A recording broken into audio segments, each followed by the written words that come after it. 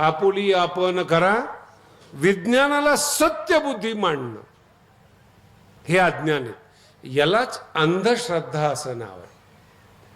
इथं गेल्याने माझं कल्याण होईल, ह्या देवाच्या, ह्या साधूच्या, ह्या लोकाच्या पाया पडल्याने माझ्यात परिवर्तन होईल असं मानणं ही अंधश्रद्धा आहे।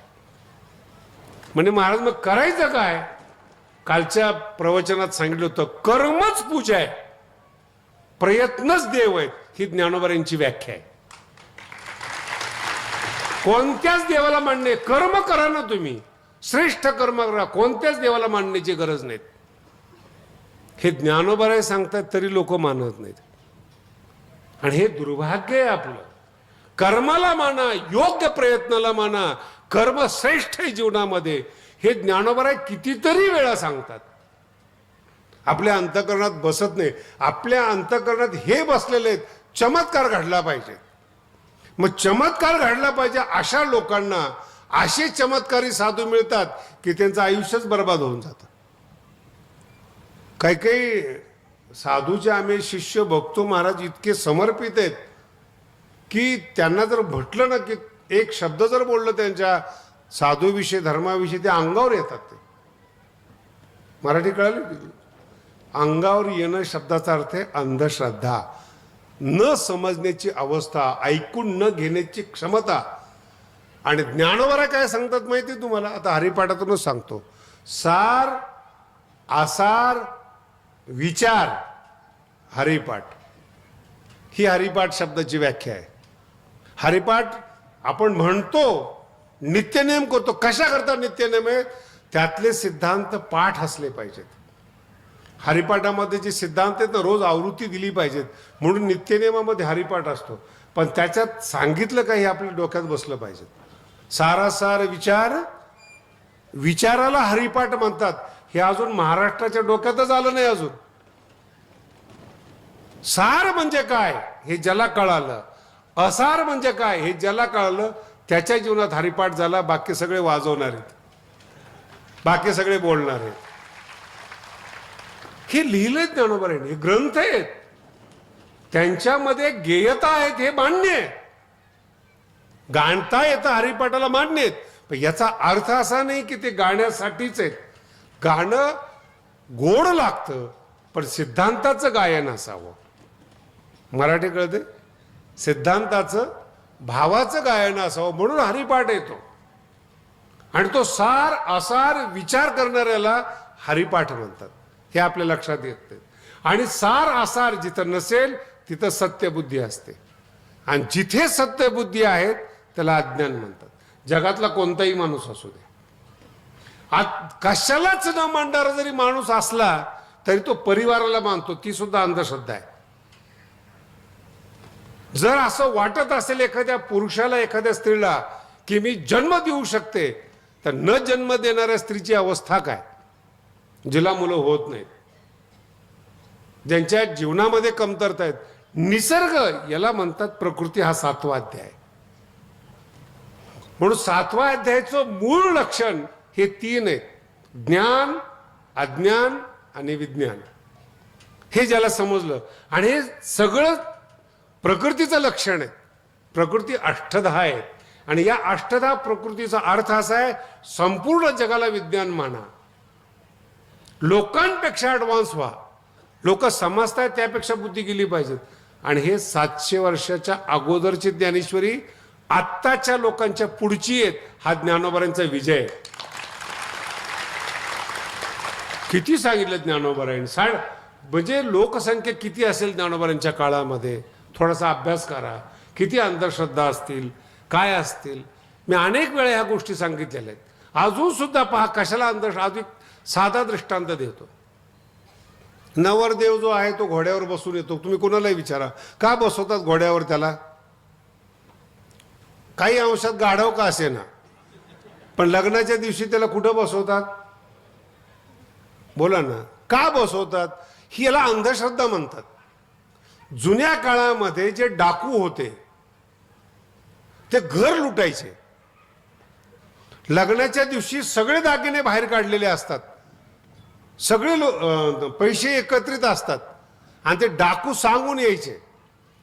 मग त्या घरातले लोक काय करतात, त्याला चाकू देतात, नाही का, तलवार असते, कुठं चाकू असतो कमरेला, आणि तो घोड्यावर का बसतो, जर यदा कदाचित डाका पडला तर किमान वधूला त्याने घोड्यावर बसून पळवून जावं, आम्ही आमचं बघू, त्याची इज्जत सुरक्षित राहिली पाहिजे, म्हणून लग्नामध्ये घोडा असतो. हे गाढवांना कळलं पाहिजे ना, का घोडा, का चाकू ठेवतात आपल्या जवळ. आणि त्या काळामध्ये ही प्रथा होती, किमान वधूला तो घेऊन जाईल आणि ते दोघं जण सुरक्षित राहतील, म्हणून तो घोडा आहे. ती तयारी आहे. बाकी लुटलं घर तर लुटलं, पण दोघं सुरक्षित राहतील, मुलीची इज्जत सुरक्षित राहील. हे नाही कळत लोकांना. याला परंपरेमध्ये कन्वर्ट करणं म्हणजे धर्म नव्हे, ते तर सत्य बुद्धी ते अज्ञान हे जाण. तुम्ही उत्सव करा पण डोळसहून करा. लक्षात आलं का? तुमच्या कोणत्याही धर्मातल्या परंपरेला बंदी नाही, पण डोळसपणाने करा. आमच्या परमार्थामध्ये सुद्धा असा प्रकार आहे. दिंडी जाताना टाळ वाजवत जाते. आपण जातो ना रस्त्याने, टाळ वाजवत जाते. ती खूप सुंदर वर्णन आहेत. कुंचे पताकाचे भार आले वैष्णव, भेने पळती यमकिंकर. मला एका शिकलेल्या लोकांनी विचारलं, म्हणजे यमकिंकर दिसतात का? म्हटलं तर तू आमच्या दिंडीतच चालत नाही तर तुला काय सांगू. ही दिंडी प्रथा 750 वर्षापूर्वीची. तुकोबरायांनी दिंडी केलेली, सगळ्यांनी दिंडी केली. त्या काळात दिंडी म्हणजे काय, तिची पताका असते ना, ती पताका आपण लावलेली असते. आणि त्या काळामध्ये लोकसंख्या कमी असल्यामुळं दाट अरण्य होतं. आणि वाजत जर चालले ना तुम्ही, तर ते रस्त्यात येणारे जे यमकिंकर म्हणजे साप विंचू आहेत, ते बाजूला जातात. तुम्ही अजूनही बघा, हे फॉरेस्टमधले लोक जर बिबट्या आला तर ते सांगतात काहीतरी वाजवा, गाणं चालू ठेवा, टाळ वाजवा, काहीतरी वाजवा. मग आम्ही टाळ वाजवत होतो ना. ती काही अंधश्रद्धा आहे का? ती त्या काळातली गरज होती. ग्रुपनी ज्यावेळेस आपण पंढरपूरला जातो, रस्त्याने एकदा टाळ वाजले की ते असलेलं निघून जावं. त्या आणि सापाला ऐकू येत नाहीत, पण कंपन समजतात. तुम्ही जर काही वाजवलं तर ते कंपन जातात त्याच्यापर्यंत, बाजूला सरकून जातं ते वाजल्याबरोबर. ऐकू येत नाही पण कंपन येतात. आणि म्हणून भेने पळती यमकिंकर, हे यमकिंकर आहेत. म्हणे महाराज टाळाचं झालं, पताकाचं काय? जुन्या काळात जे डाकू लोक होते ना, चोरी करणारे, डोंगरा दऱ्यामध्ये असायचे. जर असं ग्रुप दिसला की त्यांना वाटायचं व्यापारी आले आणि ते हल्ला करायचे. मग त्यांना कळलं पाहिजे पताका चालली म्हणजे हे वारकरी तर पंढरपूरला चाललेत, यांना लुटायचं संकेत येतो. पण त्याची अनिष्ठ प्रथा झाली, त्याचं व्यावसायीकरण झालं. याचं नाव आहे अज्ञान. हे ज्ञानोबा सांगतात, ते तर सत्यबुद्धी हे अज्ञान. आता महाराज का असं करताय? सारासार विचार, हे तर विचार आहेत, ही तर ज्ञानेश्वरी, हा तर 7वा अध्याय आहे. अंधश्रद्धेतून तुम्ही मुक्त व्हावं, हा ज्ञानोबांचा पहिला हेतू आहे. जे चुकीचं आपल्या अंतःकरणात बांधलेलं आहे ते पहिल्यांदा बाजूला गेलं पाहिजे. चांगलं नाही आलं जीवनामध्ये तरी चालेल, पण चुकीचं तर सोडा. लक्षात येते का तुम्हाला? जे काही ठरले, आणि मी तुम्हाला पहिल्या दिवशी सांगितलं, तुमच्या मनावर ताबा बसला ना एखाद्या सिद्धांताचा, धर्माचा, गुरुचा, पुस्तकाचा, सुटतच नाही तो, त्याला आम्ही अंधश्रद्धा म्हणतो. मोकळेपण नाहीये त्याला. मोकळेपण म्हणजे मुक्तपण. मुक्तपण म्हणजे यथेच्छा जगणं. याचा अर्थ असा नाही की अविचारी जगणं. पुन्हा दुसरा अर्थ काढाल तुम्ही. कसंही जगायचं, कसंही जगायचं नाही म्हणलो मी. सार असार विचार ज्याच्याकडे आहेत, तो काय कुत्र्यासारखा जगणार आहे का मूर्खासारखा वागणार आहे? म्हणून चुकीचे अर्थ काढू नका. दुष्ट यातना, दुष्ट घटना पहिल्यांदा मनातून काढून टाका. मन स्वच्छ करा. पुण्य म्हणजे काय? जितकं उदार असेल मनुष्य, जितका मोठा असेल, त्याला आम्ही पुण्य म्हणतो. व्यापकपण. दुःख नाही होत पुण्यवान माणसाला. जगातलं देव दुःख देऊ शकत नाही, सामान्याचा काय विषय आहे. म्हणून 7वा अध्याय समजून घ्या काय आहे. विज्ञानाने भरलेला आहे. आणि जर तुमचं अंतःकरणात असलेलं अज्ञान निघालं नाही तर 7व्या अध्यायाच्या शेवटला ज्ञानोबांनी इतकं सुंदर रूपक केलेलं आहे, त्याला माया नदीचं रूपक म्हणतात. ते गरिबासाठी नाही आहे. परमार्थातले जे पहिलवान आहेत, धुरंधर आहेत परमार्थातले, ते कसे बुडतात त्याचं विस्तारपूर्वक 7व्या अध्यायाच्या शेवटला वर्णन आहे. त्याला माया नदीचं रूपक म्हणतात. माया नदी म्हणजे ती म्हणायला नदी आहे. माया शब्दाचा अर्थ फार गोड आहे बरं का. जी दिसत नाही तिला माया म्हणतात. मृगजळ आहे ना, मृगजळ. आता आपलं उन्हाळाच आहे, या टायमाला उन्हाळा नाही, हवा सोडून द्या. तुमच्यासाठी गारवा केलेले आहेत भगवंताने. होतो थोडा त्रास, येतो मधून मधून पाऊस. आता त्याला सुद्धा वाटतं ना जरा बाबाच्या सप्त्याला जायला पाहिजेत. यावर्षी सप्ताहातली गर्दी पाहिली, गावातले लोक थोडेसे दुःखी झाले होते. मी सकाळी त्यांना म्हणलं, अरे दुःखी नका हो, तुमचा सप्ताह पहिल्या दिवशीच एवढा मोठा झाला की त्याला दृष्ट लागली, आणि म्हणून थोडाफार विक्षेप चालतोच आपल्यामध्ये, यायलाच पाहिजे. पण याचा अर्थ असा नाही की आपल्या जीवनात काही बदल झाला पाहिजे. स्वीकारला पाहिजेत. यालाच ज्ञान म्हणतात, यालाच प्रपंच म्हणतात. सहज त्याची इच्छा आहे, त्याच्या सृष्टीत आहे. 100 वर्षासाठी आपण आलोत. आपण लगेच निसर्ग बदलायचा प्रयत्न करतो, माणसं बदलायचा प्रयत्न करतो. चुकीचं आहे. खोटं बोलणाऱ्या माणसाला जर तुम्ही प्रयत्न केला ना की खरं बोला, ज्ञानोबांनी खूप गोड शब्द लिहिलेत बरं का. मी मागे एका टीव्हीच्या मुलाखतीमध्ये सांगितले होते, पण थोडासा अंश सांगतो तुम्हाला. काहीही करा, ज्ञानोबा म्हणतात कोळसा गोरा होत नाही. एवढं कळालं आज तरी भरपूर झालं. कोळसा गोरा होत नाही. कोळसा नाही म्हणजे राग झाल्यानंतर गोरा होईल. किती समजते काय माहिती. कधी कधी काय होतं, शब्द आवडल्यामुळं हसतात तुम्ही, पण भाव कळत नाही. भावाचा अभाव मनामध्ये असतो. राग झाल्यानंतर मग काय उपयोग आहे. कोळसा नाही होत. किती ठरवा, कावळा नीट वागणारच नाही. कावळा चांगल्या ठिकाणी बसणार, जिथे घाण. बोला ना, एवढा मोठा सप्ताह चालू आहे ज्ञानोबारायांचा, तो ज्ञानोबांच्या नावाने. भगवान बाबाचा 90वा सप्ताह. इथं दोष काढला ना त्याला कावळा समजायचं.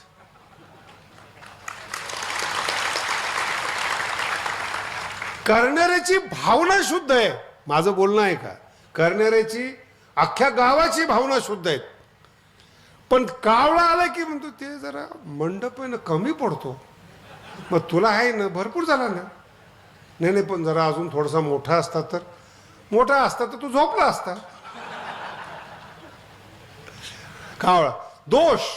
ज्ञानोबा म्हणतात त्याला शुद्ध करण्याचा प्रयत्न करूच नका. नाही महाराज, संतांनी जर प्रयत्न करतच नाही संत, हो तुमच्या डोक्यातली कल्पना चुकीची. संतांकडे मुळातच पुण्यवान लोक येतात, पापी लोक येतच नाही संतांकडे. ज्याला दुरुस्त व्हायचं आहे, भाऊ आणि बाबा यांनी समाज दुरुस्त केला ना, दुरुस्त केलाय. पण आलेला समाज दुरुस्त केलाय ना, एवढं तर कळतंय ना तुम्हाला. का घरात जाऊन, पण त्या काळात काही लोक नव्हते का, बाबाला त्रास देणारे लोक नव्हते, कावळे नव्हते. दोष काढतातच. काल एक मुंबईचा मनुष्य आला भगवानगडावर, ते सगळं पाहिलं. मला म्हणे शास्त्रीजी एवढा पैसा का खर्च करतात.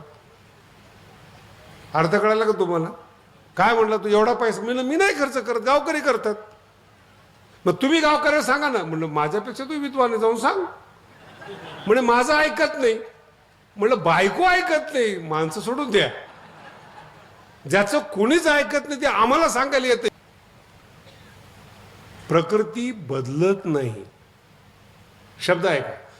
अंधश्रद्धाळू माणसं अंधश्रद्धेनं पतित होतात, पण स्वतःला बुद्धिमान समजणारे योगी लोक, स्वतःला विचारवंत समजणारे ज्ञानी लोक, ते देखील माया नदीमध्ये डुबतात.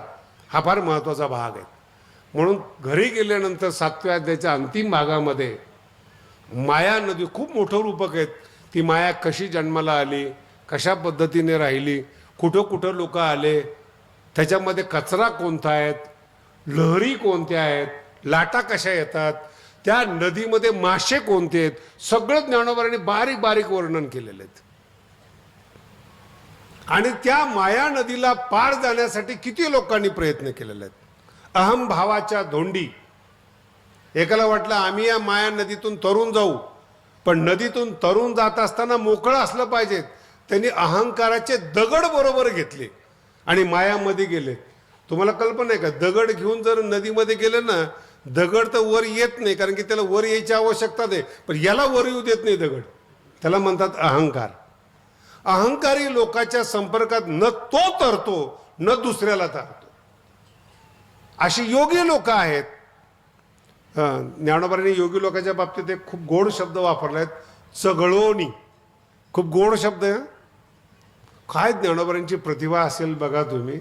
आता जे नवीन पोर आहेत ना, चिंगम खातात बघा, ते 2 तास 3 तास असं तोंडामध्ये ठेवतात, पूर्ण रस काढतात आणि नंतर ते फेकून देतात.